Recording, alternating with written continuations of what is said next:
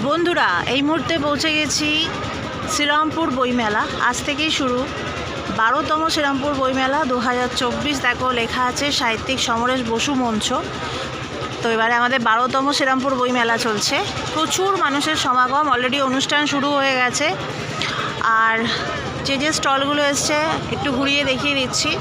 যেমন গ্রন্থতীর্থ এসছে, children book centre, Alpana, Chitralekha, Patit Paban, Antarip, Parampara Prakashana, Rupam Prakashana, new book India, Manoj book stall, Jago Bangla, Ananda, Parul Prakashani. Parul Prakashani আসে, প্রত্যেকবারই আসে। ভাষামুখ, শিশু ভারতী, শিশু পড়াঘর, মোটামুটি পুরনো যারা ছিল তারা আছে। আরও একজন নতুন সংযোজন হয়েছে। শ্রমজীবী হসপিটাল থেকেও এসেছে দেখছি।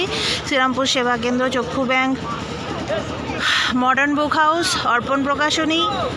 আচ্ছা, এখানে আমার যেটা ভালো লেগেছে সেটা হচ্ছে যোগদা সংসদ সোসাইটি অফ ইন্ডিয়া। কারণ আমি এই স্বামী যোগানন্দ বা যোগদার এই সঙ্গে আমার খুব একনিষ্ঠ, আমার ভক্ত বলতে পারো।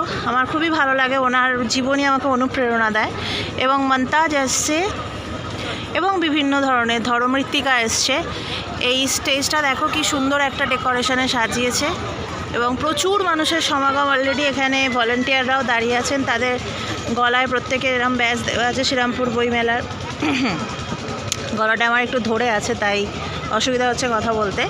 বাট হ্যাঁ, আজ থেকে শুরু হলো মোটামুটি।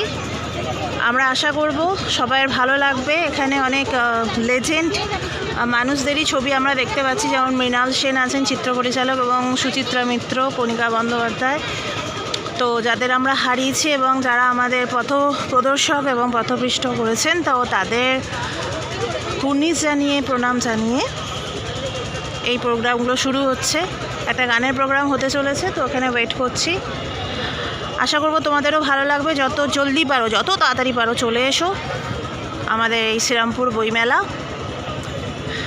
বই যারা ভালোবাসো, যারা বইয়ের পোকা তারাও এসো, যারা বই পোকা হতে চাও তারাও এসো। আবাল বৃদ্ধ বনিতা সবাইকেই এখানে ওয়েলকাম জানালাম।